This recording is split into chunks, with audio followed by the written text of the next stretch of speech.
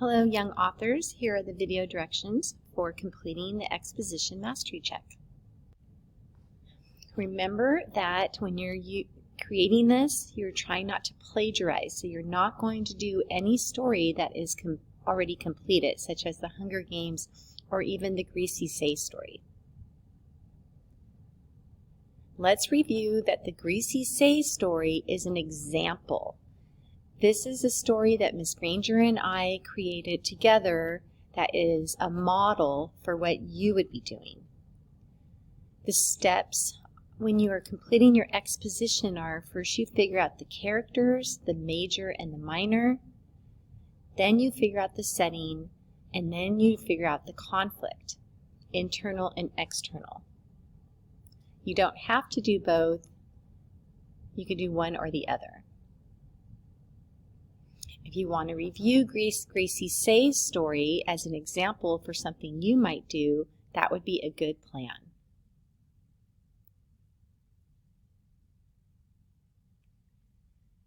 For your mastery check, you will be creating the exposition with this character, the Avox girl. Here's some information to remind you what an Avox girl is from the Hunger Games. Avox is a person who has been punished for being a rebel against the Capitol, a traitor or deserter. Most Avoxes have been hunted and caught by the peacekeepers of their respective districts. Avoxes have had their tongues cut out, rendering them mute, which means they cannot speak. They are used as domestic servants and waiters upon tributes and Capitol citizens. It is also suggested that Avoxes are charged with the day-to-day maintenance of the Capitol. People do not speak to Avoxes unless giving them an order. They spend their lives serving the Capitol at the lowest class. You might remember from the book that Katniss meets an Avox before she goes into the Hunger Games, when she's in the training center and staying in the Capitol. And then when she returns from the Hunger Games, she sees the Avox girl again. We don't know what the Avox girl did to get there. Because it says she was a traitor or a deserter, so that means she's probably some sort of rebel against the Capitol. When you are creating your prequel, you are not to include Katniss or Peeta as a minor character.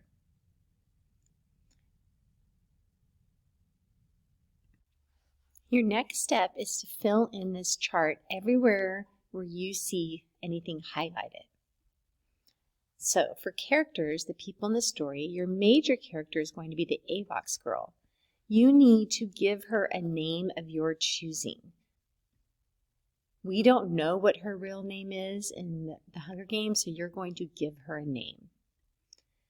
And then you need to have at least one minor character. So we know from the novel that she was with a boy when she was caught. So whoever the boy was with her when they were picked up by the Capitol, and you need to give that boy a name and some sort of relationship to her. For instance, it could be her brother or a friend or a boyfriend or a cousin or a coworker. So you need to figure out who that boy was and give him a name and an identity as far as how he is connected to your Avox girl. For setting, you've already been assigned the setting. So part of the setting will be in the Capitol, and then we also know that she escaped the Capitol when she got caught. So it could be the Capitol and or district areas during their escape from the Capitol. And we know we're going ahead and saying this is about 2 years before Katniss's Hunger Games. So you don't need to write anything for the setting. The next step is to look at the conflict. And you will have one external conflict. And again, where it says Avox girl, you're just going to write her name here. And the external conflict is that the Avox girl must escape from the Capitol because she rebelled. Now, and we need to expand on that. So you need to explain why and how she rebelled by answering these two questions. Why did she want to rebel even though she lived in the Capitol? And what action was she doing to fight the capital and help the districts? Now, down below, we have the part that's in Chapter 6 that explains when Katniss actually sees the Avox girl in a flashback. So I'm going to read this to you so it can give you some context for your story. So it says, read the details from the novel. I read 4 details from the novel. This is Katniss telling Peeta a memory of what she witnessed when the Avox girl was captured by the capital.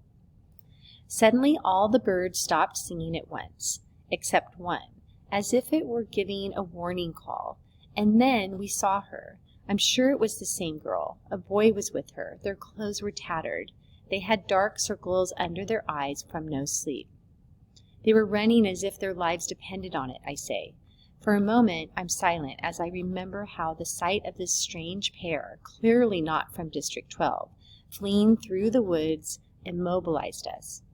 Later we wondered if we could have helped them escape. Perhaps we might have concealed them if we'd moved quickly. Gale and I were taken by surprise yes, but we're both hunters. We know how animals look at bay. We knew the pair was in trouble as soon as we saw them, but we only watched. The hovercraft appeared out of nowhere, I continued to Peeta. I mean, one moment the sky was empty, and the next it was there. It didn't make a sound, but they saw it. A net dropped down on the girl and carried her up, fast, so fast like the elevator. They shot some sort of spear through the boy. I was attached to a cable, and they hauled him up as well, but I'm certain he was dead. We heard the girl scream once, the boy's name, I think. Then it was gone. The hovercraft vanished into thin air, and the birds began to sing again as if nothing had happened. Did they see you? Peeta asked. I don't know. We were under a shelf of rock, I replied. But I do know. There was a moment after the bird call, but before the hovercraft, where the girl had seen us. She locked eyes with me and called out for help, but neither Gale or I had responded. You're shivering, says Peeta. The wind and the story have blown all the warmth from my body. The girl's scream, had it been her last, they'd had the capital look about them. The boy and the girl. This means it looks like they lived in the capital. Where do you suppose they were going? He asks. I don't know that, I say. District 12 is pretty much the end of the line. Beyond us, there's only wilderness, if you don't count the ruins of District 13 that still smolder from the toxic bombs. They show it on television occasionally, just to remind us. Or why they would leave here. Haymitch had called the Avoxes traitors. Against what? It could only be the capital. But they had everything here, no causes to rebel. I'm ashamed I never tried to help her in the woods, that I let the capital kill the boy and mutilate her without lifting a finger. Perhaps the girl doesn't even remember me, but I know she does. You don't forget the face of the person who was your last hope. Okay, so that part gives you a little background information, and your next step is to fill out all of these yellow parts up here in the chart. Good luck!